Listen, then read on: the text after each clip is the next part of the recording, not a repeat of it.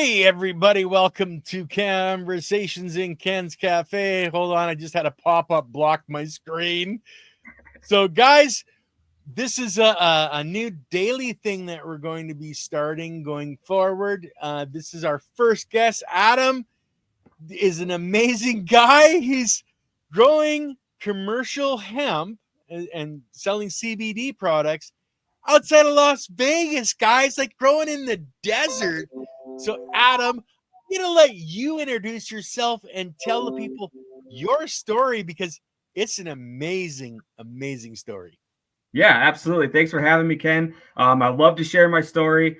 It started for me when I was working for a sustainable energy company. I kind of started to find my whole calling in the whole go green industry and like what I wanted to be able to, do to help to support that, to be able to help, so I could look at my kids in the eye and say like, hey, at least daddy tried. So when it got to a cannabis thing is when I started to grow.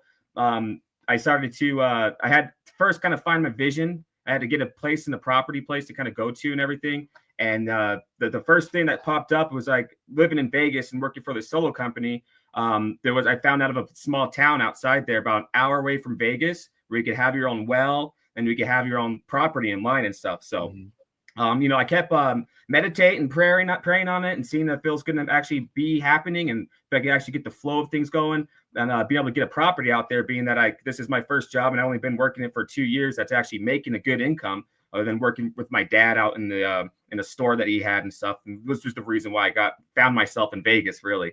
And we ended up, finally being able to find a property out here, and I closed on the house and stuff. And it was also owned by someone who actually lived in Montana before too. So that was a kind of a little irony thing. I kind of like the universe kind of sent on me to be able to kind of say like, hey, this is what I'm doing for you, to be able to hook up for you.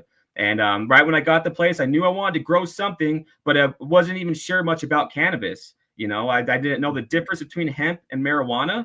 I had very minimal, views on that type of stuff. But, I kept hearing something that kept telling me, look into it, hemp, look into hemp. You should grow hemp. And I was like, I don't want to get caught up in doing anything illegal. I just got this place. I'm not looking to try to get locked up or anything for, being busted for growing some plants and stuff. That's not what I'm into. No, I can't. So I started looking into like other things, tomatoes, peppers and stuff, which are things I still grow now. But, that's what I was just kind of focusing on and maybe trying to see what I could do and work in that type of market. And something was like, look, you should grow hemp. You should look into it. So I finally did. I broke onto it, and I found out the Nevada Department of Agriculture had a program already set up. And this was back in about, I think 2016 or so. And they had a program already set up to where you could get a license to be able to start growing this plant. And I started to find out through the local community out here, like from like the Nevada Department of, the Nevada Hemp Association.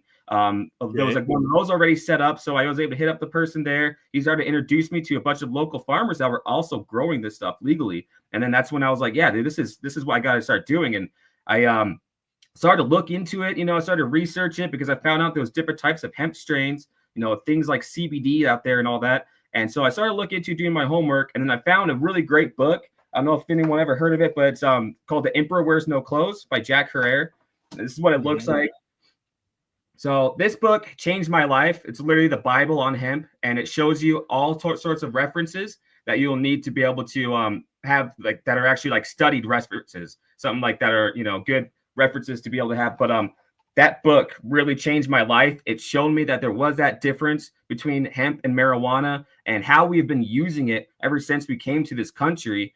During our, great homesteading, all the homesteads all had this plant because you could use it for not only your medicine, but you could also use it to make your clothes. You use it for all these different things. Of course, the rope, but it goes way beyond that. Even the potential. Feeding your animals. Feeding your animal, the potential of that seed alone with the protein it has, the omegas and all of that. It's amazing stuff. And like, it really is what the quote on that book could be. Hemp can save the world, And that really inspired me, especially knowing the fact that we've been lied to all this time. And this poor plant has been suppressed, by our country and by these, big pharma and all that stuff, got together to make this plant go illegal worldwide. So not just here in this country, like worldwide. And they just fed this whole reefer madness thing, use the power of media to be able to take this plant out of a regular use and also do things even to like suppress minorities because they're the ones using those things too. And it goes into a whole complex, different levels of stuff. But the truth I always been about, and I've always been a truth seeker.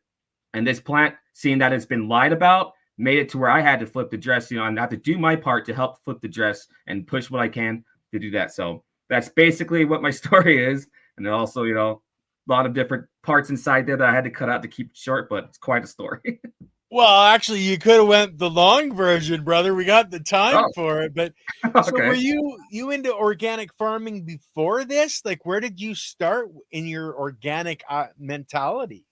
Yeah, so my organic mentality started with like sustainable practices, which now kind of tied into regenerative now, and the terminologies of those type of things. I knew like in order to really make it small, you have to have a unique way to grow and see what the best way is. What really motivated me the most about just growing my own food and be able to help to support the community was when I discovered what permaculture was.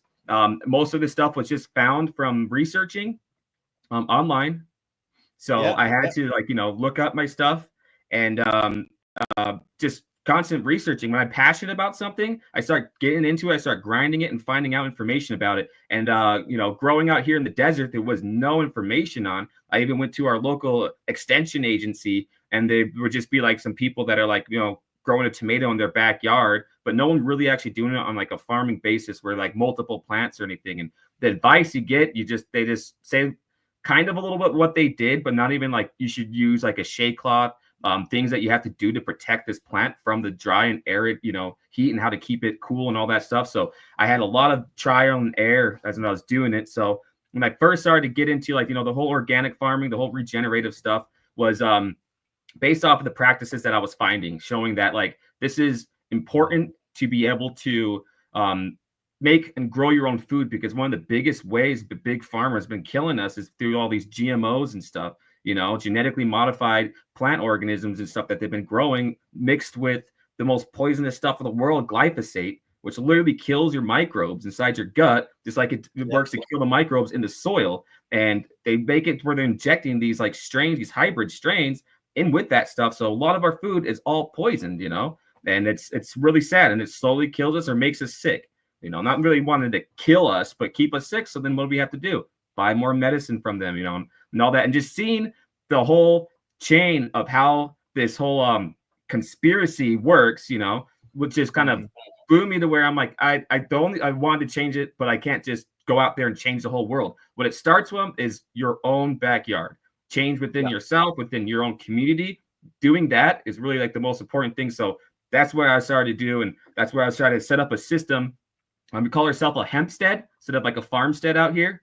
And our system is based off of a permacultural philosophy that ties in with using industrial hemp. We use hemp to grow hemp, but we also use hemp to grow other things like our tomatoes and vegetables and the local produce too. So, yeah. Well, and it's all about caring, sharing, and community, and that's what you're really bringing the community into the mix. Going to your farm extension, they might not have helped you a whole lot, but I think it was a stepping stone in your knowledge, because you've taken it really to a whole nother level, because you're not just creating CBD products and moving those across North America, but you've decided that you're going to step it up and move into other products from the knowledge that you've gained. So maybe you should take the next step and explain what you are doing first to process your plant into CBD, and then we'll go on to the other products. Yeah, absolutely. So in case you guys don't know too much about CBD and how it works, our biggest thing is a tincture that we make. And there's basically 3 different types of tinctures that they use. They use what's called an isolate, and then they have a distillate, and then they have a rude name, which I don't really like too much, but it's called a crude oil. But those 3 things, it's like if you relate it to sugar, you're going to see like, there's molasses first, which would be that crude oil. And then there's distillate, which would be like a brown sugar. And then there's that isolate, which is just that pure, sucralose and stuff, the pure sugar cane right there. So what we were doing was manufacturing that from a sugar cane, pretty much, right? To make that all happen. We do the same thing with the hemp plant itself. So it's full of, cannabinoids and all that stuff, but it's only more healthy. It's more in the medicinal purpose where we're doing this with sugar. We're going after that sucralose and the sugar stuff for sweeteners and all that stuff. We're here, we're doing it for the medicinal purposes that the plant have inside. The cannabinoids like CBD, THC if you're going on the other side and all that stuff. But our focus is on the CBD.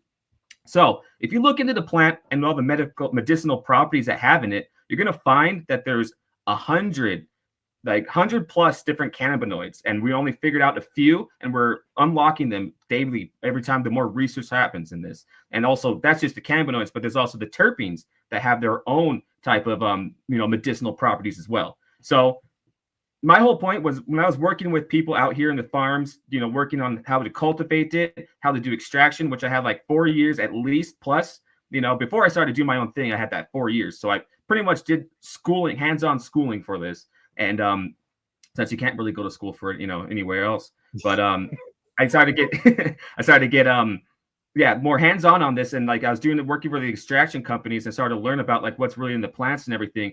And they showed how to go from like distillate to isolate and really break all the plants down too. But I was like, well, hang on, let's focus really what's on in the main stuff. There's a lot of research on like on the cannabis side of the RSO, like that type Rick Simpson oil. The concentrate, the thing that they say in the industry, the large big industry, as crude oil, is actually something that could be very positive and very good. If you look at the way it is with molasses, that's way more better for you because it still contains pieces of the plant itself in there, the enzymes and the things that are important that give that flavor. But they start to isolate all that stuff out. You start getting into a very unhealthy thing. And then what's going on now? People are just getting obese and all that.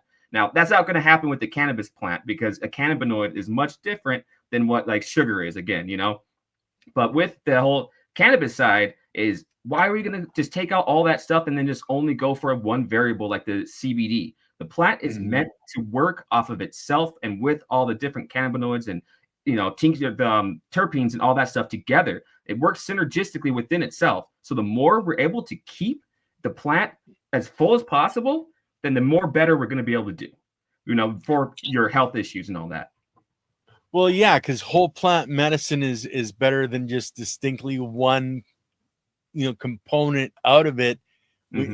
Like I talk about building blocks for your biology. While you're consuming that plant, you need all the variety of building blocks, or else you're taking out 2x2s and not allowing any 2x4s or 2x6s in there. It really doesn't make sense to really just do one. Now, do you guys do hemp seed at all? Like I know there's a different variety of hemp plants. You've got, some that are growing, for medicinal purposes. You've got some that are growing taller and with a different strand in them.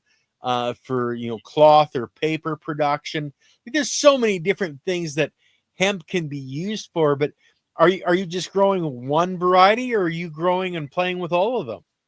No, we're actually just focusing on one variety. One of the big problems is if you do start doing multiple varieties, they will cross-pollinate, and then you'll have a mix of like some seeds that you don't know if they're gonna be growing tall or if they're gonna be growing like like a Christmas tree. It's just gonna be a whole varietal like confusion. So I've got my first variety that I started once I got my first industrial hemp license to grow from 2018, and it is has been seed trained is what I call it. Is a generation after generation adapted to the desert climate the best we possibly can, but also still with the diversity of what the plant already has in it. And it's strictly for a CBD grow. So we're not going after the fibers or anything like that. It grows just like the way a cannabis plant grows. And it's really hard to tell the difference unless you take it and you put it, and test it for THC. And the big difference to anyone that's really wondering about that is the difference between hemp and cannabis is literally just the percentage of 0.3%.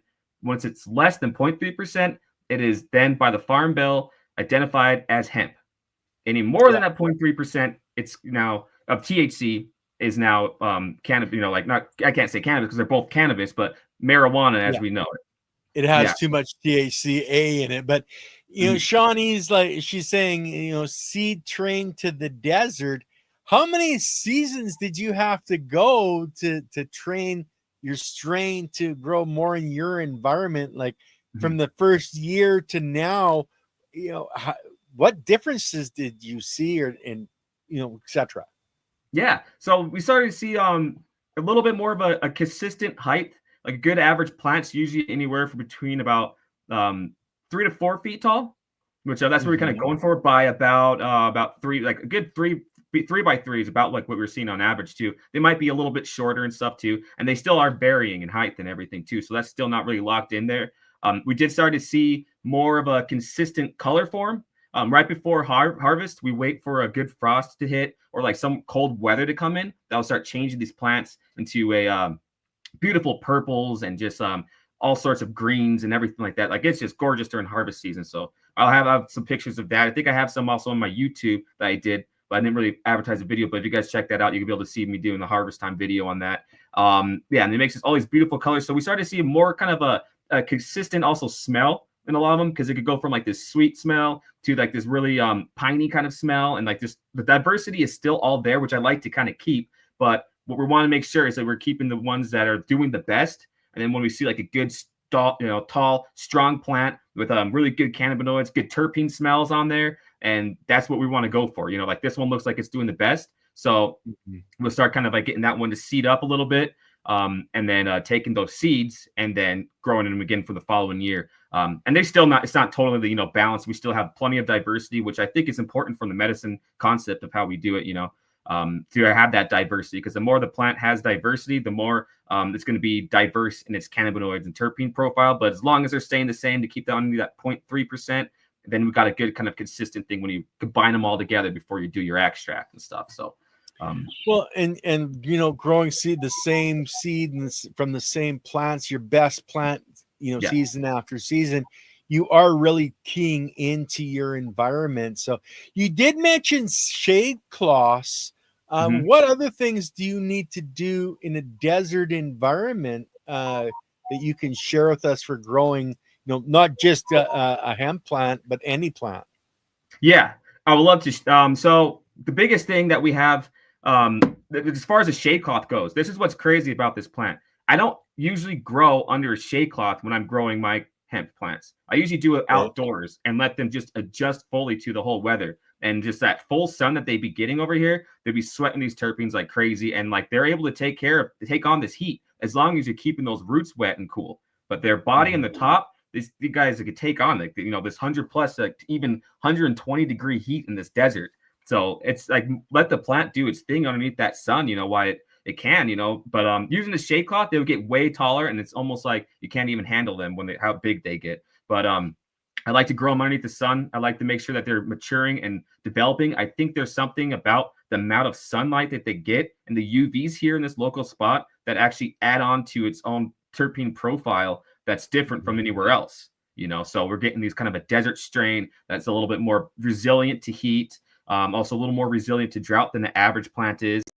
And we're going to have to start doing a little more studies on it to show how we're using less water on them than what comparison would be too. But, that's to come in the future. But yeah, it's about just making that plant being able to handle the heat, because it already can, and getting the right strains that are able to do that. So we do our outdoor grows for, doing the hemp prep there, and we let it grow outside since it can. If I took a tomato or pepper plants do good. They could actually handle the heat here. But if I took a tomato and I put it underneath the sun here, that thing's going to just be suffering. It's going to keep being burnt back as soon as it hits like July, and it's not going to be producing fruit forever. And so, because they end up getting way too stressed out by the direct heat. So we need to be making sure we have like shade cloth on our tomatoes at least, and our peppers do very well too under the shade cloth. So we've been growing those in our high tunnel rice system.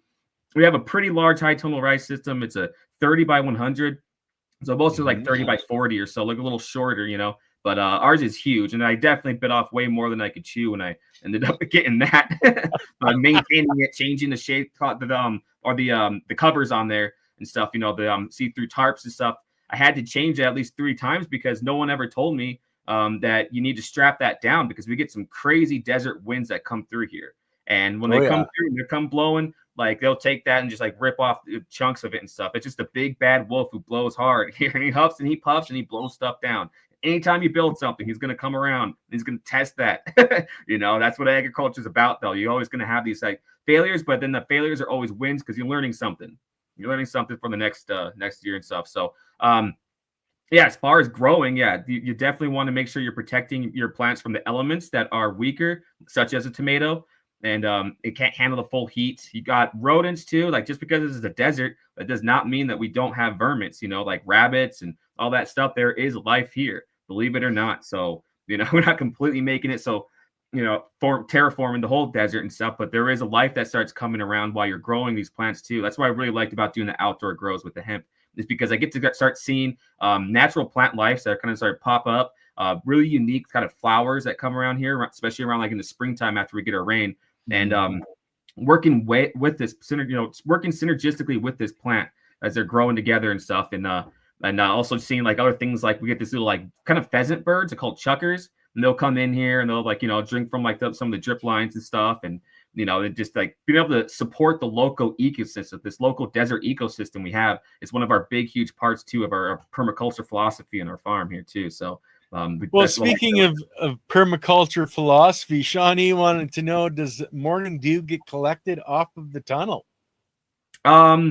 Not really. We don't get much morning dew, sadly. Like I get out there, I beat the sun, and I go out there, and I'm looking for that. But the only time we get morning dew is usually around here in the springtime. When we actually start getting more of like the moisture clouds coming in. We're the driest state in the US. So like we don't get much water. Las Vegas, Nevada. It's pretty Right? dry and heat Yeah. down there. But so one of the questions I did want to ask is, are you using a lot of organic material, mixing it into your soil structure to help retain moisture? You mentioned drip lines. Are how much organic material are you adding in every season? Yeah, so we're switching up. So we started to kind of do what we were trying to, because like what I was talking about with the synergistic, permacultural grows with the plants and stuff, having like local grass kind of grow in between them, and just having it to shade over the water and stuff. That way, for like pretty much a live green mulch would be growing at the same time that our plants are growing. We started to realize the plants weren't getting as big as they should, because they're getting a little bit more competitive with the grasses that will start kind of coming in. They'll kind of start, I guess, suppressing the root growth and stuff in the plants, and so they weren't getting as big and stuff. So this year we are switching it up. We developed a regenerative agriculture system that we tested out into our hoop house. We have a video on that too on our YouTube channel. And basically what it consists of is growing a cover crop, and then flattening it, terminating it down, like would be considered like crimp stomping it down, or what we use in there, we use a cultipacker instead, because we couldn't find one small enough for like a quad in the back and stuff. And then we terminate that down, and then we add compost to that, and then or like biochar even, or like things like that. We have like I'll get to the hemp char that we considered later on here, but and then we add the compost to it, and then we use what's called a tarp that covers over the top of that, like a weed bearer. And then we plant directly into that. So what that's going to do is just going to allow moisture to be retained, and then also is going to make it to where like other weeds and stuff won't be growing in around the plant and then stopping it from growing. But it also does what I love the most of, is it's feeding the microbes, it's feeding the soil with not only a green manure, but now you have the compost that you added on top of that. So you got this good lasagna going here of soil, and they have plenty of food. And it started to actually, we learned that it started to bring back worms that we don't have. Like here in the desert, there is native worms here, but they take a good minute to be able to come down from how deep they are, just to stay where the moisture is, back up to the surface. And then the whole grow season, our soil is actually getting better every time we grow, instead of taking away from the soil, which is the way like they've been teaching everyone, this all the times. But instead we're building up now, and we're getting worms now. So that means we're getting what, vermicompost already developing there. They're eating on this, the green, and they're eating on the compost and everything. So we have a good diversity of microbes inside that soil, and a good carbon base that's going on there. So another thing that we do that kind of ties into it is we'll make our own composts. We have goats, we have chickens, so that's pretty much fire compost right there. But on top of that, we're also using any carbon or any bio waste that we have from the hemp plant itself. And two ways that we do it really big: we use biochar made from hemp, which we call hemp char. It's trademarked, farm exclusive kind of thing, but we want to start teaching other people how to do that, other hemp growers as well and stuff too. And we have what's called. Before we get into that side of it, I want to just touch on Shawnee's questions here. She's got a couple. what is your cover crop? So what are you planting for a cover crop in the desert? Mm-hmm. And Yeah. then the other half of that question would be, what months do you grow your cover crop in Nevada? Yeah, good question. Good question. I'm actually growing it right now. I probably could have started a little bit earlier. I just wanted to make sure the frost was, passed and the solstice started to change a little bit, because if you start too early, then the plants would start kind of they won't be growing as big as and it takes a lot more longer, and you're also burnt out from like, the harvest season. So you're not looking to be putting a lot of time into a cover crop and wasting water, doing all that just for these plants that are only getting like yay big. You want them, when you put them in the ground, as soon as they sprout, they're going up. So right now is actually the time that we're planting a cover crop. And if you check out our Facebook and stuff, you can see that I use, social media as documentation. So I'm always documenting how long it's been taking for the seeds to pop, and what kind of strains we're doing as far as our cover crop mix and goes and all that. Pretty much it consists of a high percentage of common vetch, daikon radishes, which help to kind of like aerate the soil because those things get really big and drop those roots down there. And also has like flaxseed mix in there. It has some peas, some legumes. I also threw a little like lentils inside there just to kind of help with the nitrogen fixing bacteria that lentils have in there. Share a lot more too, on our page and stuff too. And I have a whole video too of that that's also added into the regenerative ag practice. So I share and I go through exactly where I got the seeds from and what percentage and everything that they have inside there too. So that's when, as far as that should be what and when there. Okay. Now we're going to get into the hemp, etc. It's what hemp biochar. Can I get 2 gallons of that? Is it activated? And I know it's activated, and yes, you can get it. You just have to go to their website. But let's show some images that you sent me. Mm-hmm. Now you can tell me what this one is. Yeah, okay. Because I know everyone's probably thinking like hemp char, then you see this and you're like, what the heck? Yeah, well, this is other farm exclusive thing that we make from after we extract and do our full extra cannabis oil for our tinctures that we make.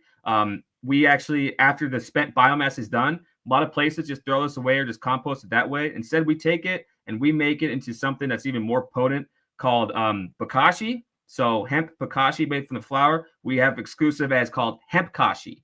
And so we learned that bokashi can be made very easily from the spent flower of this plant. And it's also really good at getting the microbes when you start putting EM into there. See all those white spots that are all inside of it? That's all effective microbes that are inside specifically the EM strains that we have and stuff. So it's all grown, it's feeding on that.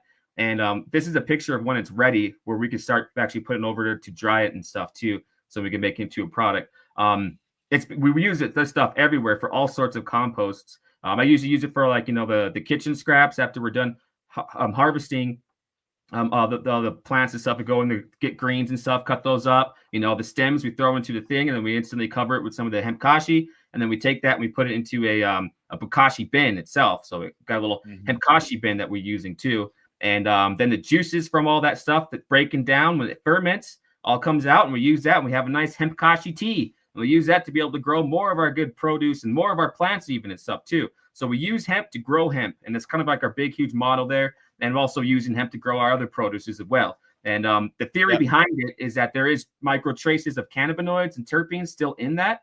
And so then your plants could absorb that, because fruits and vegetables naturally already have traces of cannabinoids in there. They're just micro traces. And you have an endocannabinoid system inside of you. So the more you're able to put that into you, the more healthy you're going to be. And the endocannabinoid system, I could go into talk about everything, like all the stuff that it has, but basically it deals with most of your functions of in your body, from your organs to your circulatory system to even your brain activity and all that stuff too. So it's a very important system, and they just don't teach in modern day health. We actually have a gentleman called Daryl Fay coming on tomorrow, and that's what he's specialized in, is the endocannabinoid system. So you guys are going to want to check out tomorrow's show with Daryl Fay. But let's go to the next picture, brother, and see what we got there. Yeah, so this is this is after I take it out. So we use a 5-gallon bucket, and then we weigh it out to the amount that we need to be able to make sure we're hitting the right ratio of adding our molasses in. and then the EM as well. So then then that's what it looks like once it's ready. Like you take it out and you can see the white colonies. That's exactly what you're looking for while you're making bokashi in general. So the fact that I was really excited right when I saw that the microbes were like feeding off of the hemp plant itself, because we don't have access to like, rice hulls. We have to pay for that type of stuff, or I don't have access to other things that can be used. The most we could have is like maybe newspaper, but then we'll have to grind that up and everything too. But what we have plenty of is the hemp biomass after we do our extractions and stuff, and that's already free, and it's already a waste product that we're going to already get rid of. So it's like, wait, we could take this thing and make something out of it too, and use what we've been doing. Instead of having to buy our bokashi, now we have bokashi we could be making, hemp kashi and stuff. So one thing just kind of leads to another when you start playing around and you start going down the rabbit holes of like permaculture and regenerative agriculture and all the different ways of growing. Fermentation's a big issue, or a big thing that's actually a blessing, really, that we must learn and stuff. So big science on the farm. Shooting the Soil wanted to know, anyone have a good way to chop up hemp stems? My little electric chipper gets jammed with strings almost instantly. So you're dealing with that all the time, brother. So can you enlighten Matt from Shooting the Soil to help him out?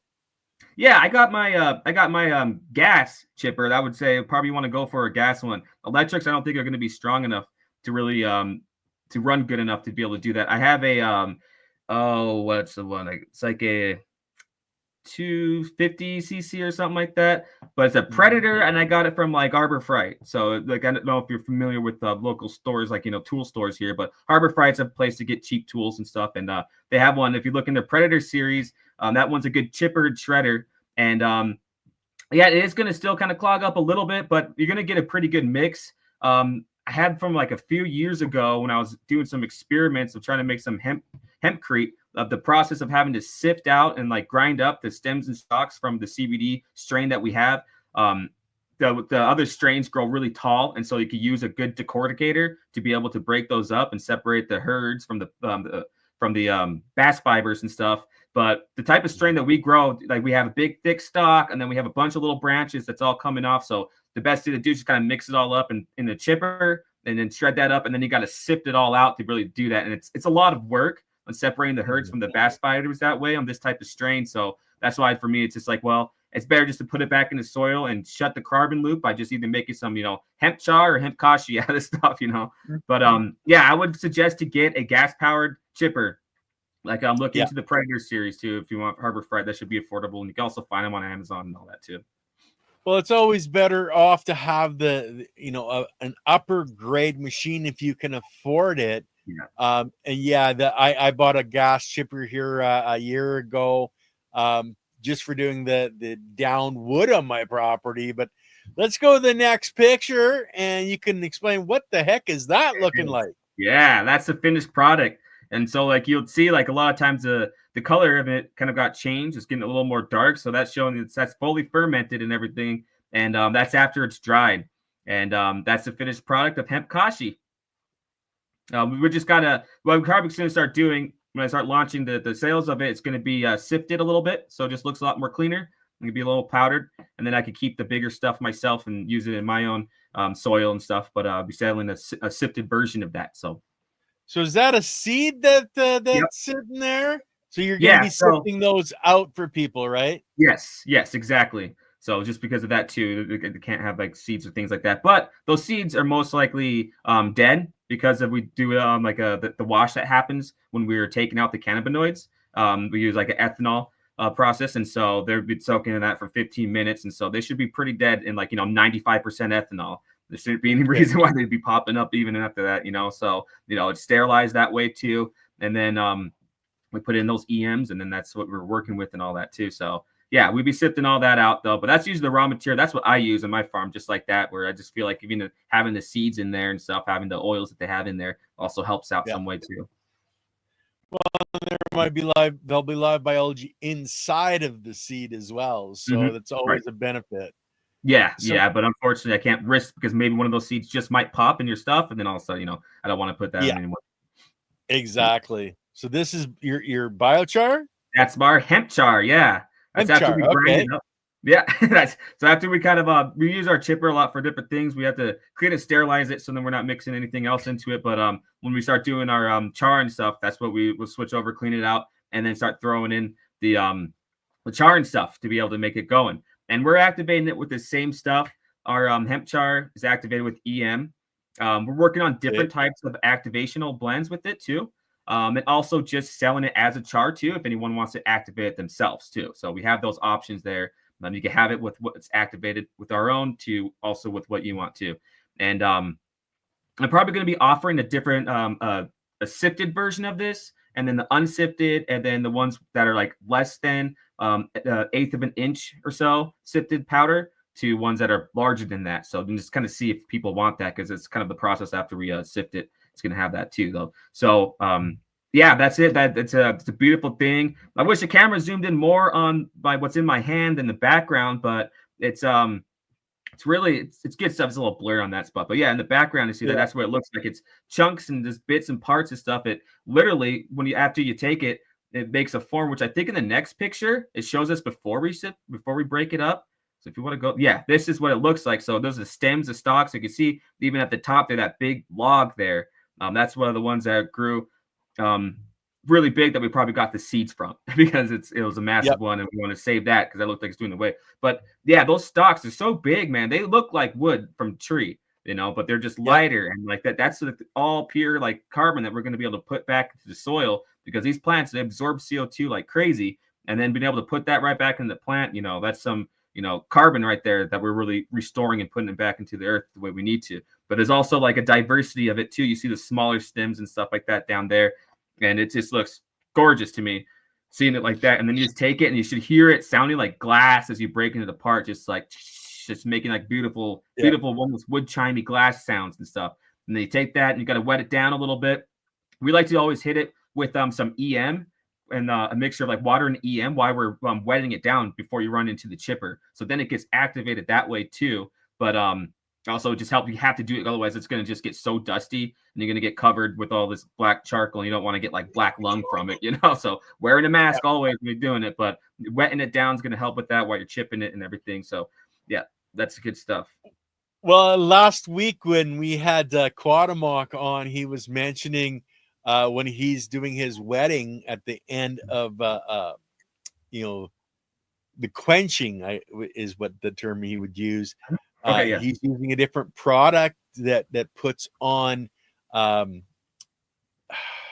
basically a cooked rock so that it holds more minerals, etc. So you might want to check that video out, guys, from last Monday, because there's some new stuff, and we're gonna have Adam and Quatamok on together so they can talk about this stuff here in the not too distant future, I'm sure. But we'll step to the next picture. I think we're almost done pictures, but we got a few more to go. Yeah, as far as what covering the hemp char and the hemp kashi, that's what those ones were. This is another thing that we like to use in our farm. It's called fermented plant extract, and we use the EM inside this as well. And you can tell it's just loving this plant mix. I just did this one not too long ago. It's we started to get our springtime weeds that start popping up, and during the springtime everything's really happy in the desert. The temperatures aren't too hot. Things can start growing. We're actually getting some moisture and stuff, and that dew that does come very rare, rarely, seasonally, I guess, is a present. And these are some of the weeds that popped up. It's made by edible weeds. We have wild mustard in there, 50% wild mustard, and then also 50% dandelion. Those are like the two major weeds that I found growing inside my high tunnel there. And I was like, well, these are looking like some healthy weeds. And so I pulled them out of the ground. They had some like really good like microbial activity in the soils and stuff. And I was like, okay, these are perfect to be able to use. I can't just throw these ones to the goats, because these ones will actually, they got to make a good tea that you get the microbes also from the roots and everything like that in there. And it's going to make something good. So this is a success story kind of showing the EM going on that surface of it. It's kind of like this white fluffy kind of mold stuff that's growing there, but then there's also like thicker ones that are there that's actually like the yeast and like the lactic acid bacteria into the water and all the different things that the EM's made of inside of that. And this is just a good successful fermentation, and it's in a 55-gallon barrel. And it's made basically with 1 part EM, 1 part molasses, and then another part with Epsom salt, which in my videos I'll be sharing you like the exact ratios for doing the 55-gallon, and then the weeds and water. And then you just got to mix it around, let it sit, from a week to like 2 weeks. I like 2 weeks. I think that's when you like the major microbial activity kind of peaks and then starts kind of going down. And so what we're going after, not just the microbes, but what the microbes are producing, the juices that they make and the enzymes, amino acids, all that good stuff. But this is around the time when like they're just starting to grow. And so the tea is a little bit lighter, and it's about within the first week or so. So then you have a spigot on the bottom of the barrel where you're draining the liquid off and using it as a soil drench or a foliar, or how are you using it? Yeah, so I have a thing that's like a fertilizer injector, and it goes off of a percentage. You can adjust the percentage that you want. And in the video, I also explain how I adjust the percentage and figured out how to get it to a mix. You could do it as a foliar or whatever other way, like a soak, but you want to make sure that you're only playing with like ratios of 1 in 500 to 1 in 1,000. I guess if you use too much of it, it can be a little dangerous, but I've never had that problem. And sometimes I had that thing, set way too high, and I put the whole concentrate in without diluting it, and I put it on the field, but I just let the water run a little bit longer. But I've never seen any sort of plants of mine get burned by it.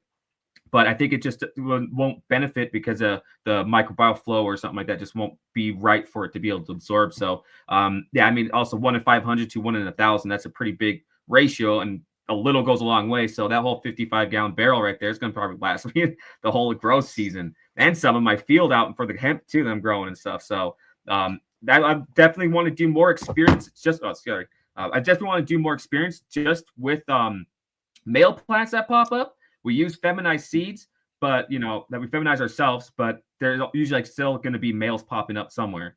And it's just what happens. That plant wants to produce, it wants to make its seed, it wants to grow. So people's been cutting down the male plants and then just have to throw them out and have nothing to do with them, But everyone's always in the back of their brain thinking, as a hemp girl, there's got to be something that we could do with the hemp plant, like the males and stuff. Like there's got to be something, yeah. But all they're good for is just making the seeds pretty much. What takes one male and then the whole thing is going to be, filled up with seeds and all that. So, which is almost inevitable to find because the thing definitely wants to produce. But you have all these male plants. So I wanted to put 2 and 2 together with all the fermented plant extracts that we do. And maybe we could actually start fermenting some of these male hemp plants and then making extractions like this. So you're going to start seeing also, I'm going to be posting stuff on throughout the growth season of making this made out of hemp plants. So during the time when they start appearing, the male plants, we're cutting them down and we're putting them in there.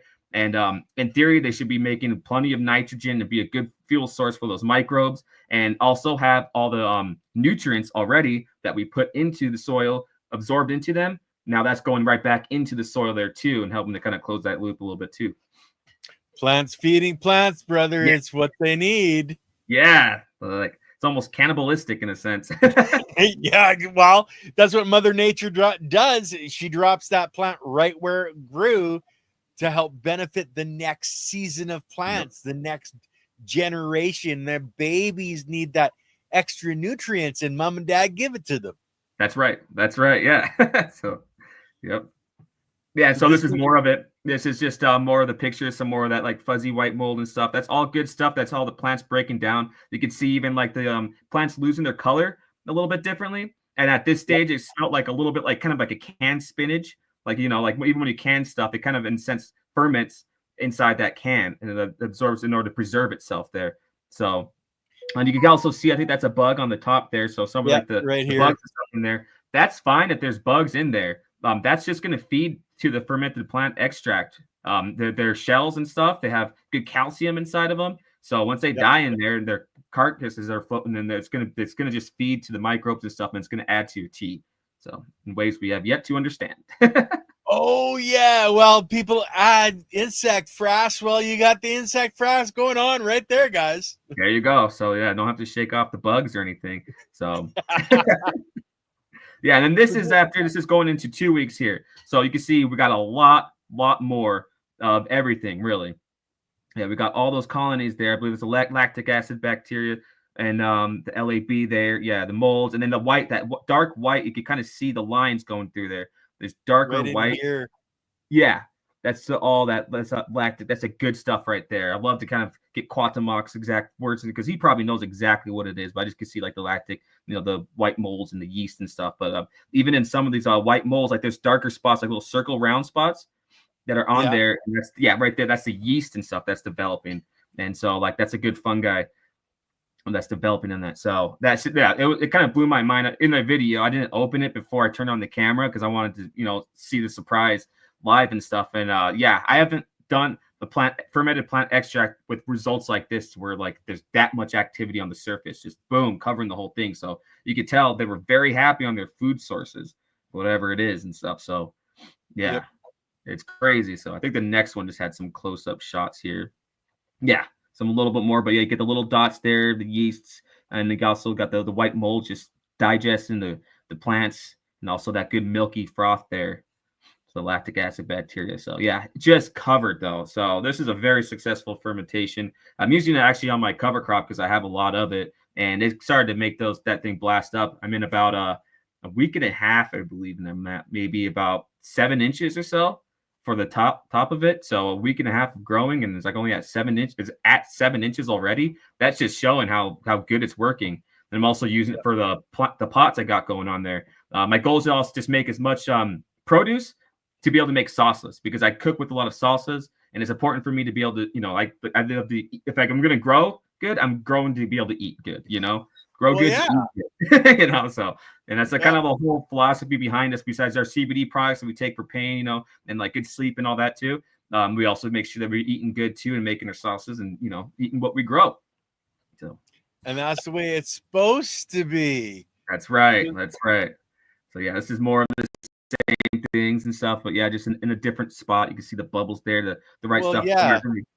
So when we start, that's a good. That's what my that's what it looks like when the yeast is active there. So and actually growing there. So this is it's just really a beautiful thing when you really understand like the microbial stuff on it.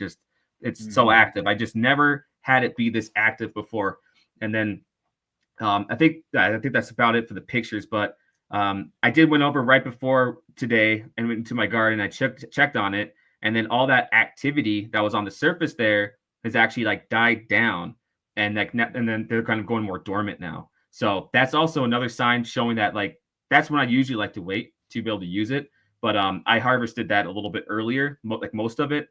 So I want to do a comparison too on the times of waiting, and then comparing those things, getting tests on them, and then seeing what the stages are the best type of thing that we need for the potency of those fermented plant extracts. So, well, I think a lot of that's going to be dealing with your daytime temperatures, etc. It's like your KNF.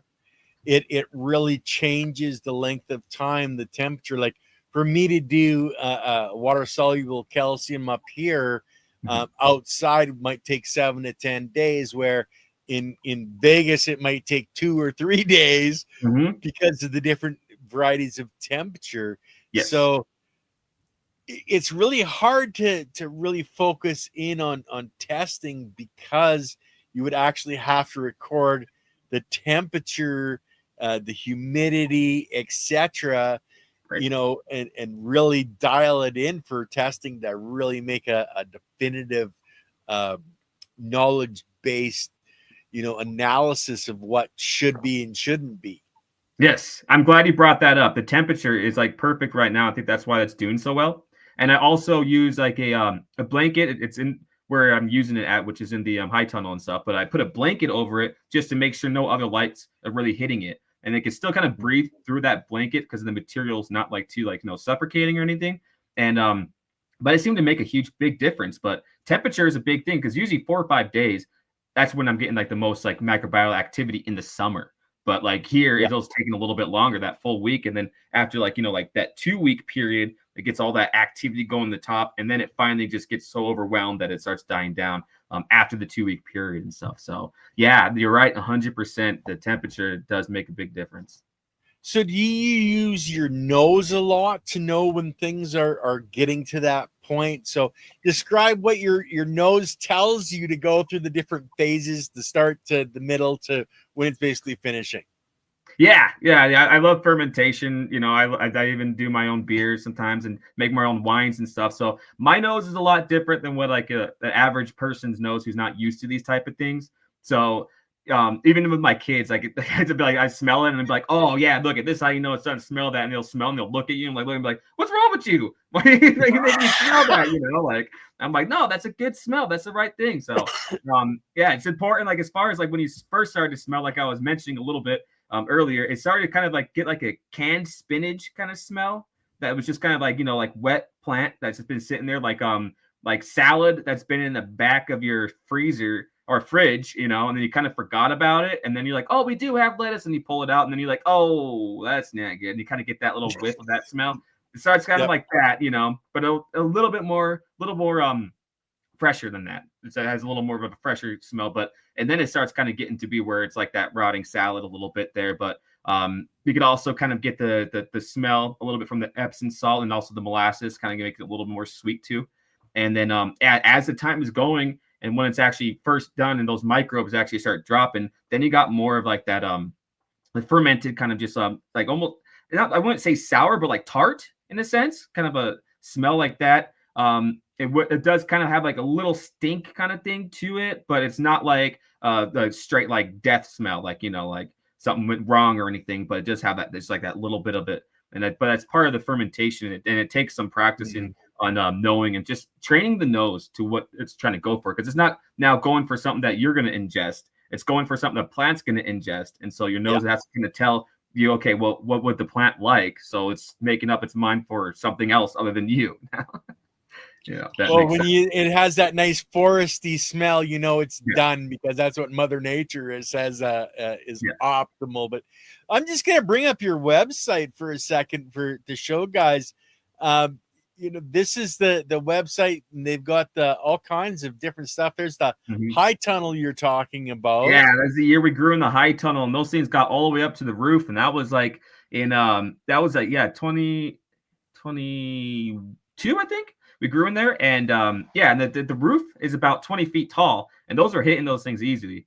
And when it came to flowering, though, the problem was when it started to flower, the weight from the plants growing that big started to get heavy, and they were dropping. So we had to have trellis and strings tied up everywhere, trying to make sure the branches weren't snapping, and they're just out of control. Like when it gets that big in 1 year, one growth season, it's insane. But yeah, they'll start snapping and stuff, and so that's the problem. Why we don't really want it that big. We'd rather have multiple smaller ones, which are like these pictures here. You can see the diversity of what I was talking about earlier. There's like the purple, and then there's like some of like the yellow, and then like another kind of green. And that's when we know, that's when we harvest, where most people might harvest before a frost. We want to make sure we're getting a nice, get it winter kissed, because it does do something. The cold does do something to like the sugars in the plant. And we also believe that same thing with the cannabinoids too as well. So this is some of our, experiments that I was telling you about. We got the hemp char. I don't think we got the hemp kashi posted on these a little bit before we started to actually get going on the hemp kashi. But yeah, we got the hemp char and how we cook it. Even our little double retro kiln there. We also use vermicompost. Those are native worms in that picture there too. And then seed or soil mixing that we do, and some of the compost that we make on our farm. We have a good diversity of different types of compost, from again with the goats and the chickens, but also just wood chipping, breaking stuff our trees and all that. This was a really cool grow. This was one of the first grows that I did. And it hadn't, the success from this one was just really unbelievable, because the ground was so undisturbed. All I did was went around and drilled a bunch of holes, and then put some little bit of the compost inside each one of those holes, and then put the plants inside there, and they did really well. With this, I was working with another, I was partnered with another farmer that was growing all over different valleys. So like my job was to be able to take care of my own, but also go over and take care of about, we had about like 5 or 6 different grows and throughout the Prump Valley, and mine was doing the best. And he was all like, oh, it's because you're taking care of it more than you are on the other ones and stuff. But it's also because even though I have super rocky soil, which if you see my soil, you're going to be like, you're not growing anything in that, because it just looks like it's just a bunch of rocks. Like you will. That's the inspiration that I'm kind of bringing in people. If I can do it, you can do it type of thing. Look, I'm working with really rocky soil here, but then again, rocks have their benefits too. There's rock dust and things like that add good phosphorus. So we have really high phosphorus. But back to this grow. This one was a different one, but that one, it was doing the best that whole year out of all 5 or 6 things. So But this year we tried to do a little bit different. We tried to do it more of like the regular agriculture way, and did it in rows. And we planted some seeds directly into the ground, and then we also did some starters. And this the picture of the plant there is kind of showing how when it's growing into the ground. And it wasn't growing as fast too, because you can also see we had like kind of a cover crop that was growing with it that was already in there. So that ended up being a grass-based one. And when I was talking to the NRCS and stuff, they were like, "Oh yeah, we forgot to tell you, don't want to be doing any sort of like, grass-based ones that are perennials, and while you're also doing your crop, because they'll start kind of straightening it out a little bit." So we ended up having smaller plants that year, but they were still cool to watch and like work with all the grass. We had good coverage to where we didn't have to add as much water once that grass really did get established, but the grass was taken away from like the nutrients and stuff, and also the plant roots and stuff. So agriculture, you're gonna have your issues and all that stuff. Every year is almost different, especially when you had a mind like mine where I had all these ideas. I want to keep trying different stuff and comparing and learning as much as possible. I don't really take anything as a failure, just a learning experience, and it was really cool to have that. So like that's where we're kind of at with this period. Still wanted the plants to work synergistically with them, with the grasses and stuff, but that we just couldn't really do it that year. So now we developed this whole regenerative ag system that we're going to be added in, and we're really excited for this.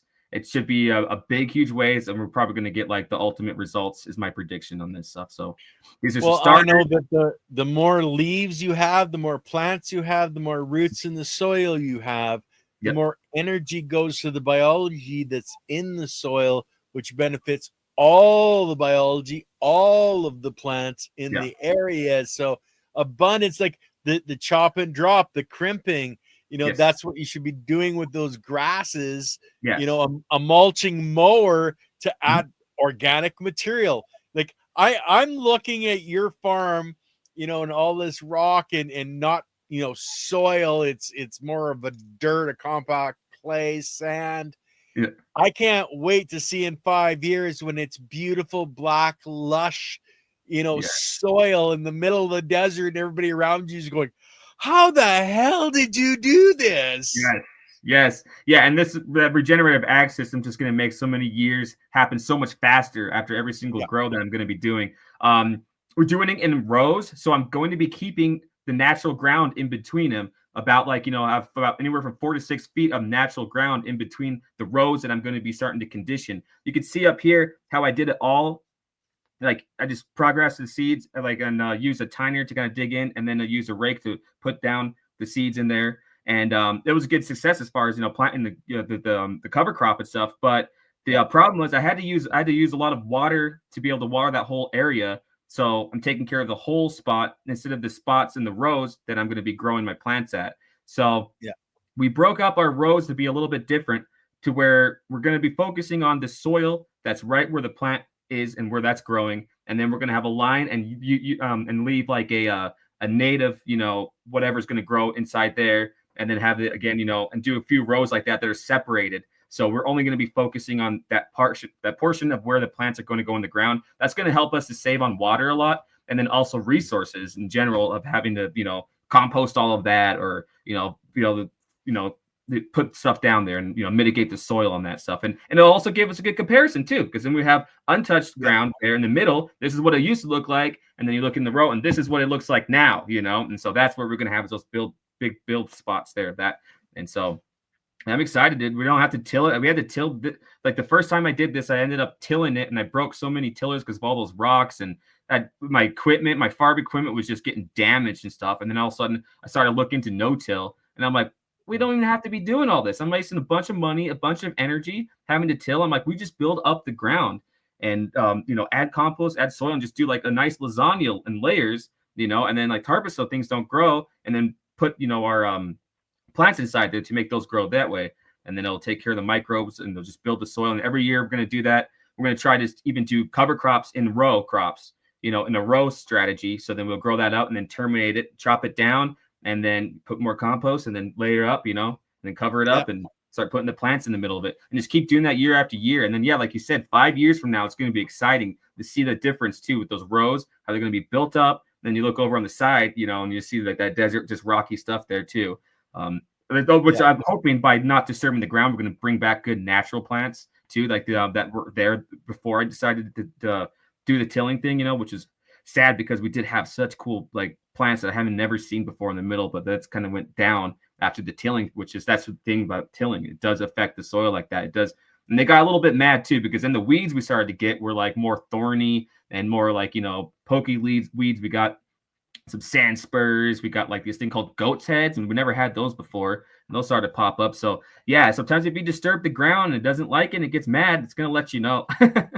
But we're going to recover. Oh, yeah. Well, it's thinking that there's a herd of animals went through and wrecked this, and it's going to come up with a generation of plants that aren't easily consumed by those animals, and they're prickly and nobody wants to get close to them. And Mother Nature has this amazing way of kicking us in the butt, basically, when we want to learn something. She wants to teach us. But that's right. So here's your starting. Yeah, I love this. So we made that year we made our own little soil starts. We made our own soil mix and everything too. It was really cool that you can see in that cup there. We actually use a friendly source of like tricontrals, which I know a lot of people are against, which is a type of fungus because it can compete against with our bruscular mycorrhizal fungi. But we looked into a lot of these ones, and they're supposed to work synergistically based off of the scholarly articles that we were reading and stuff. And so finding the right strain of them is important because there are tricontrals that can wipe things out. But a big reason why we went to the tricontral spot is because we had an issue in some of the plants with fusarium and root rot, and all those were all based off of fungus that are pissed off. So we had to kind of get something that would be able to help take care of those. And so that's what we're coating those seeds with. And it also helps to make those sprout a little faster too. So we did a lot of different experiments. We also use EM, that's a seed soak before, and all that too. And I love during the times when we get the plant, because then I get to do little trials like that. Like, okay, let's do these guys soaking in this, and then maybe these guys coating in that, and then just seeing how the different rates and what they pop up at different times and stuff too. So it's fun documentation. But yeah, it takes a lot of trays to be able to fill 1 acre, and so that's us planting them out and stuff, and for me planting them out and stuff. But yeah, and then just also documenting them and stuff, when the time we planted them. So yeah, and that's our high tunnel rise coming up into build. And that's what we decided when we were doing different experiments. So you can see we did tilling inside the high tunnel, and then we also did like a hole, and we compared those seasons. So we like to do like different types of experiments like that, and I think they're really important. And that this was the beginning. You can see the plants down here after they go into the hole. That was the beginning of the greenhouse, and then how big they got. So so far nothing really is compared to the hole drilling and this planting into that. But so yeah, guys, on the upper right corner, you can only just see the head of it up here, but that's a post hole auger that he's using to drill his hole. So how far down did you go? And then you filled it up with different material. Are you doing it now with bokashi or hemp kashi or anything now? Yeah, so now we have a different blend of it. We obviously including hemp char and our bokashi too in the soil blend that we're making.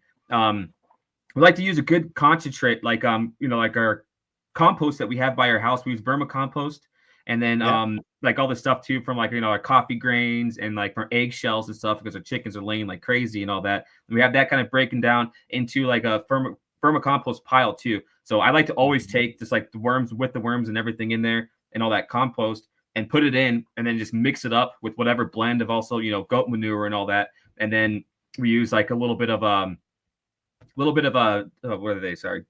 Sunflowers and stuff, like sunflower stock, just to kind of aerate the soil a little bit, which kind of does the same thing as like a perlite. There's like inside there, the core of it, there's like this really fluffy stuff in there. And so that kind of keeps it aerated. And we'll mix a little bit of that together and then throw them individually in the holes, just like a little handful or so. And then also mix it with the native soil there. So then the plants, when they go in as a starter, which they're going to be growing in a totally different type of soil. But then once they start hitting the native soil, they will just like want to go backwards and then cause like, root knot and stuff where they're just wad up and grow only on that little concentrate. So you have to kind of introduce them to the native soil by mixing it in a little bit there. So after you put it down there, you kind of dig it up or use the auger to kind of mix it up a little bit and then put the plant in there. So then it kind of gets eased into understanding that, hey, okay, there is, good stuff in the soil. I could adjust to this and start, branching out and stuff. So Yeah. Well, yeah, these are the components that I have access to, and I need to have the biology that's going to break down these components to give it to the biology in the plant to make the plant grow. So, yeah, Yes. that it's kind of like preschool to middle school to high school to university. So Hmm. how long have you been growing in the high tunnel, and from let's say from your first year of growing in there to now, how's the soil changed? Oh, it totally changed where it just has so much more going in on it. Like in the high tunnel, the soil it's just like some of the best. Like we can't really Yeah. do much better than what we are, but we are somehow every year in there. When you can control, like when you're keeping the wind out of it and you're doing your best to keep the thing together, it does. Yep. Yeah, the grows are just phenomenal, and yeah, the soil has so much more carbon. We're actually having an issue now where we're having like too much phosphorus. So I'm thinking like the rocks are like breaking down a lot more to where we're having an excessive amount of phosphorus. So more use of biochar or hemp char is going to be able to help to kind of trap some of that phosphorus in there and stuff. And so we're going to be adding that, and then of course more carbon. We haven't got the results that we wanted as far as bringing our salinity down here in the desert and stuff. Like we have high salinity, Yeah. and we need to be able to work on bringing that down. And that's one of the biggest things is be able to just add organic matter, and that's like the really only way that you could really bring that stuff down or flush it out, which we can't do because our water does also have some salinity in there too. So the best thing to do is bring organic matter in there, and that's something I just learned this year. So I was looking at my soil, I'm like, wow, it's really good. It has all this carbon in it, but there was still high in salinity after the soil test, So I'm like, okay, well, we're gonna have to just keep adding more soil to it, and then eventually we have the microbes that were sequester that and keep it from being, a problem with the plants. So. Well, and that's something you can bring up. Like, guys, just to let you know, we're gonna have Adam on with Leighton probably next week. Adam, that's a question you should really ask with Leighton, because he may have some really interesting things that you can do to help with that, or know the right biology you're going to want to add to deal with that, because it is a progression of biology to Yes. deal with that extra. And sometimes having that salt is not as much of a bad thing as people think. So that's something you're going to want to ask Leighton when you come on, if you get approval from your wife to come on next Monday. Okay. I think if I tell her it's going to be about the soil, she's going to have no problem. Well, we both, before the show, guys, we both said, yeah, happy life, happy wife. Okay. Yep. So let's see here. We've got your high tunnel again. You're not going to have a lot of wood chips out there, but what do we got here on the left of that top left? It does look like wood chips that you've got here. Yeah. So a piece of my tarp like on the high tunnel ended up like ripping and breaking off, and I had all this tarp laying down, and I wanted a spot that I could dedicate to where I could put my starters and like have a walk spot there. So I put that tarp down, and then I got some wood chips, like you're saying, from our local tree service guy who rather if he's in your area, he'll dump it off like some wood chips for free. And it's quite a bit there. So I had a whole bunch of these wood chips and stuff. So I threw all those down there. So then it kind of kept it covered, and it's working as like a good ground cover now. Every once in a while, some of those wood chips would go off into my the grow and stuff, which is great. Just adds to it. So I got another load of that, and I'm thinking the wood chips is going to be able to help with like the mycorrhizal fungi and all that stuff that are in there once they start breaking down and make a good mulch. So that's also going to be another part of my lasagna. Yeah, you wouldn't think that you would get wood chips here in the desert, but the first thing you got to do is start growing trees. You have to grow the trees to be able to make it a lot cooler, because otherwise the summers are just hell. So that was one of the questions we had earlier. Let me just grab it here. Does this farm utilize any hedgerows or companion planting with the hemp? Okay, so hedgerows, we're actually working on making a hedgerow that we're dealing with our NRCS. So we like to work with them as much as possible. That's how I got the high tunnel too, and we actually do it at hedgerows, and we're doing the cover crops with them as well too. I was like, well, we're going to do cover crops anyways. Might as well just do it with them as well. And yeah, so hedgerows is one of the things we're doing. We're using natural desert species I have the trees growing right now. I planted them from seeds. Like we had this amazing mesquite tree that popped up right by our worm bin, and it's been able to shade it now too. And like it's right in the chicken coop. We have the worm bin there, and kind of like, well, one of the worm bins at least and stuff, and that kind of provides food for there, and they work off together and stuff. But yeah, this tree just grew, and like in the 3 years, this thing was just massive, and then it started to produce seeds and drop in these little pods of a mesquite pod and stuff. So I did experiments of trying to see if I could get those to sprout. Then an experiment actually worked and stuff. So I have quite a bit of mesquite trees that I'm going to be planting around here. I had a desert willow pop up on me, and so I use that local desert willow seeds because they make these like weird long pods and stuff, and planted those too. So that's going to go into our hedgerow. That's native trees like that are desert and desert orientated and stuff, and do well around here. So we don't have to be giving them so much water. Companion growing, that's what I was kind of trying to do, but I was having a lot of failures as far as it competing with the hemp. And instead of just allowing the hemp to take off the way it wants to grow, a lot of people even use it as a weed suppression, like there's different strains when you're growing hemp as like to be able to suppress a lot of the weeds, because it does so well when it's just on its own. It's like a forest, it's gonna start feeding its own and stuff. So I have yet to find the right plants that will grow companionly with it. Oh, actually, I did grow some with lentils. I put lentils in the middle of some of the plants when I was in that the high tunnel. Excuse me. Yeah, when I was in the high tunnel and growing in there, I actually planted some. I guess I didn't have pictures on this, but it's on my website, or not my website, my Facebook and stuff.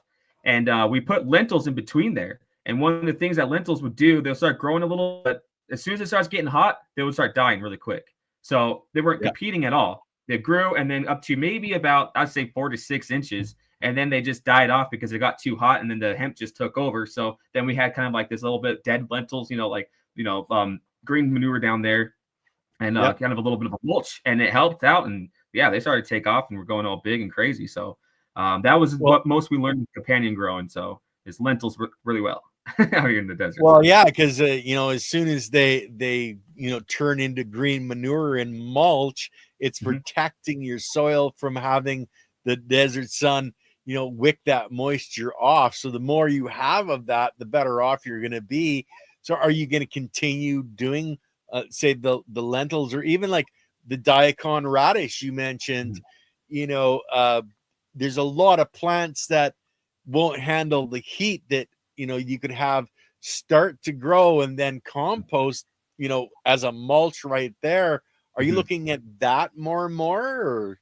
So right now we're really focused on this regenerative ag system that we have. It seemed to be working better than anything else, because the problem was even after that, those lentils died, other weeds started to pop up too.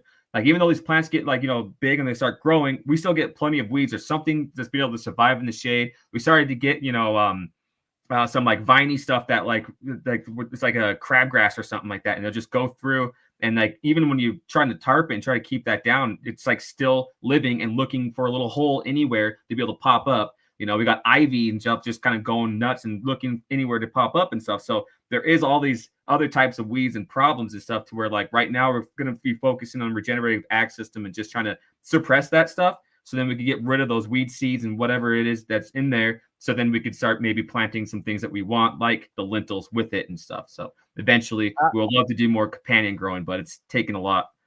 I think, Adam, one of the things you need to look at is what weeds are coming up, what components that those weeds add into your soil, because obviously Mother Nature is telling you these components are missing, or she wouldn't have those plants coming up.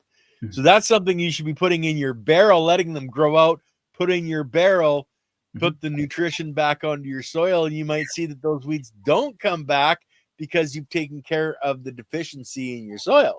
Awesome. Okay, cool. I like that. Yeah, I got a little bit of the concept too on they like the crabgrass. Even though it struggles out a lot of these plants, it's like home for worms. Like they love the worms, love that. I'll rip that stuff out, and then like there's worms all over. Like they love it because it's always making some dying, carbon source for them to be feeding on, and it's growing really fast and everywhere. So as soon as I could kind of like suppress those down, and then where they kind of start dying off. That becomes instant worm food for them, but also leaves behind some really good built-in tight, loamy soil that's actually going to be held together and stuff. So that's why I was like, I think right now what we need to be focusing on is just kind of tarping out the problems of like the weeds and everything. But yeah, of course, when they pop up, make those teas, you got to put them right back in. Yeah, all day.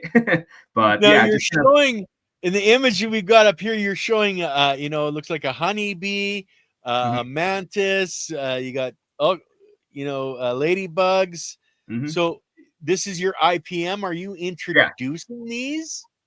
So every once in a while, I go to Star Nursery. I find like a little mantis cocoon that they have and stuff, and I'm like, oh yeah, I gotta grab those. Just you can't have too many of them. And if they have ladybugs, I'll grab them too. But even the years when I don't do that, they're still popping around. They're coming back naturally. I just saw my first ladybug in the high tunnel in the cover crop there. It was just sitting there, looked a little old, a little cold and stuff, sitting on one of my drip lines there because the color was black there. So I think it's just trying to get a little warmed up, And so they're around. But I mean, if I could get some and it's available locally, I'll buy it, just to put them in. I'm like, you can never have too many, especially when we do the cover crop. That's when they're really going to start growing and stuff. And then it's kind of sad after you terminate it because it's like you see these guys coming up and you're like, oh, I'm sorry, guys. They're going into the soil. Well, that's growing that hedgerow around your property, around your cannabis, because then they can exist there, protect you, protect from the wind, etc. But it's that life. Like I know here, I keep growing, more plants here, etc. And I keep getting more and more birds. And last year I had almost zero mosquitoes last year because I had a variety of birds eating them, whether starting at the larvae to the flying forms. It was amazing what you can do. Yeah, it's amazing. Even with that giant mosquito starting to bring in like all these birds that are coming through here. Those things, guys, are going to take care of bugs because we did have a pretty big bug problem. As soon as moisture comes around here, there's bugs everywhere and stuff. So I'm excited to get more of those mosquitoes going here and be able to have it to where we're just going to have there's birds already. Like I'm seeing like different types of varieties of birds I've never even seen before. So it's pretty awesome. But yeah, that's more of our finished product there. And then that's us when we first were doing. You mean? Yeah, not a finished product, but like a finished grow there, and that's us harvesting it.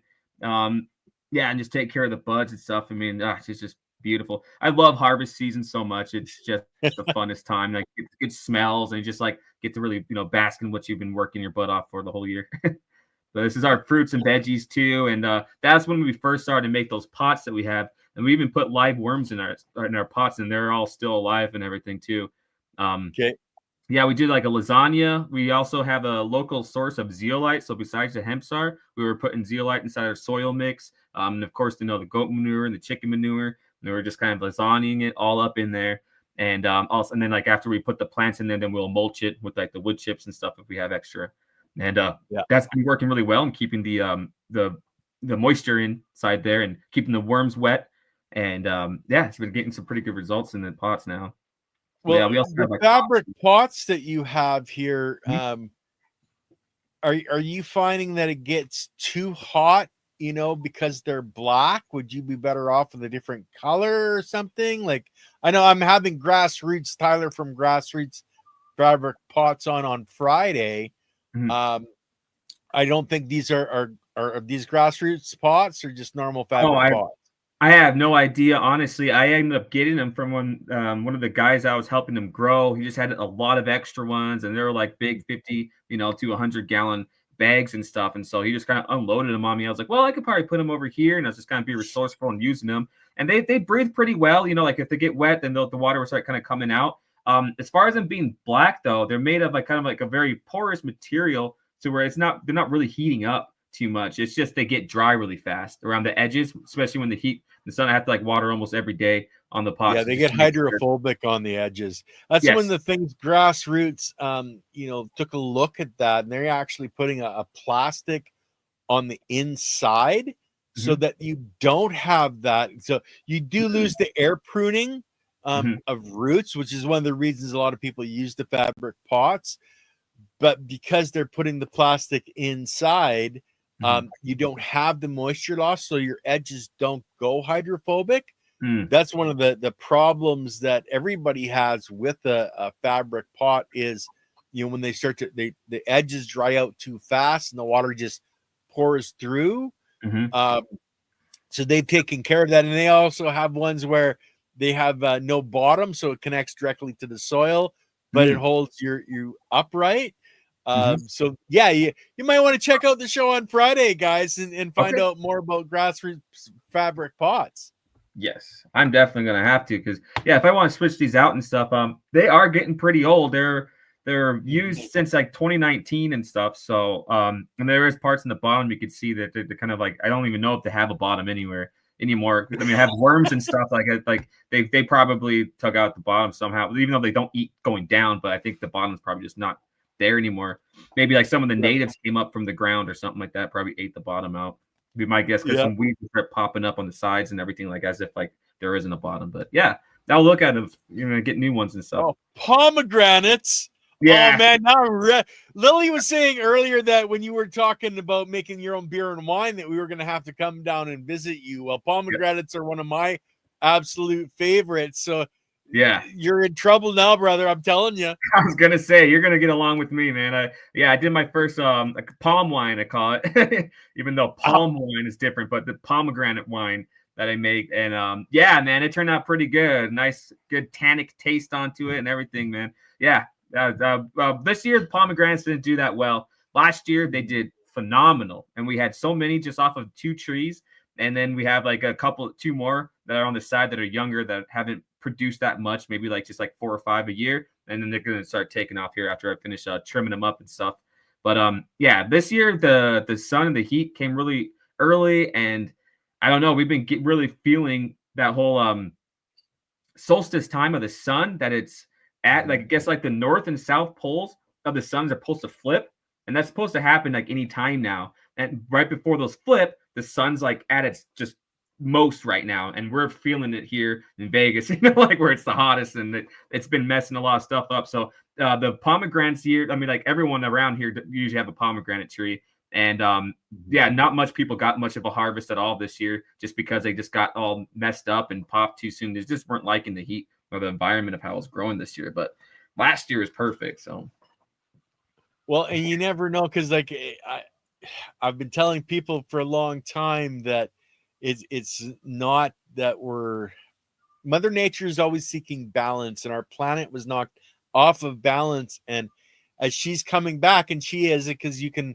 the Inuit in the great high Arctic found that they're getting more daylight than they ever have before. And the only way that can happen is if there's a little shift in how our planet is sitting. So when we all come back to that 90 degrees, and it might take, 100 years, 1,000 years, or 10,000 years, but we're seeing it now, and all of our environments are changing. Because like I live in northern Canada, and our winters have not been the same. The sun isn't in the same place anymore. The stars aren't in the same place. So we know we're tilting back. They don't want to tell us about it. They want to call it, a lot of different things so they can make a shit ton of money off of us. But, it's the proof is in the pudding, so to speak. So I think it's going to be an amazing journey for all of us, because as I understand it, when you turn that globe up to that proper degree, most of us are in a higher temperate to middle temperate zone. So a lot of things are going to change. There's a reason they found, tropical flora in Alaska, because at one time it was in a tropical zone.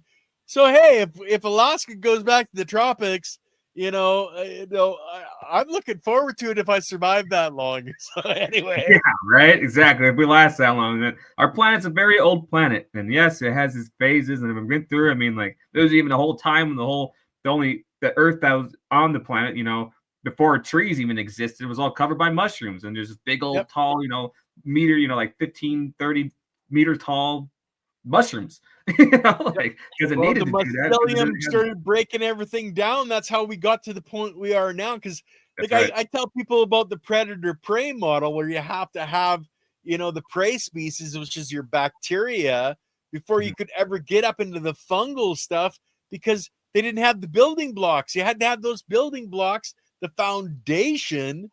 And who breaks down rock? Well, that's your mycelium. That's that going out finding different components to break down different substrates to feed itself, which feeds everybody. It's Mother Nature's just got such a cool thing happening, I tell you.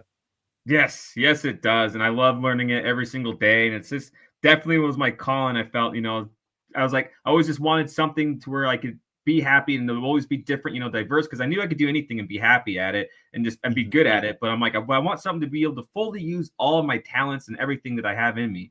And agriculture, it's definitely going to do that, especially the right forms of agriculture and the right things. So that's definitely, I figured out my calling, and, it took me a little longer, but once I did, it was worth the wait, because this is exactly what I want to be doing for the rest of my life. It gives me family time, so I could be a good dad there for my kids and everything. And it also just keeps me in touch with everything, with the earth, the soil, and all that. So, yeah. Well, and there's your family out there, yes. your dogs, you got chickens, goats. You got my wife. Yep. Kids. Yeah, man. Everything, everyone's happy, like. It's really good. It really is. And it's hard to really say that, because it's like I had to go through some hell, like, don't think it came easy for me or anything, like we all had to bear our crosses and stuff in our life, and just being able to see that now and how things are growing. My wife's expecting now, I'm having another kid coming into the picture. Like, I've never been more happy about it. And it's a beautiful thing when you actually find your calling and you're really, and the spirit's on your side, and you finally get back into like your timeline, really, because I kind of swayed off of this different area where I was like, what the hell is going on? Like, this is not my life. That's not who I'm supposed to be. And then finally kind of turning it back and then being right back on course by just doing good and doing right things. It's amazing. And it's like it's the spirit of everything. It's just, when the universe finally puts you right back on course, it's a beautiful thing. And it's, as Lily says, adversity makes us grow. Yes. That's why I've been growing and growing and growing, because I can just keep having more and more adversity. I'm telling you. Yes, that's it, man. That's it. Yeah. Wow.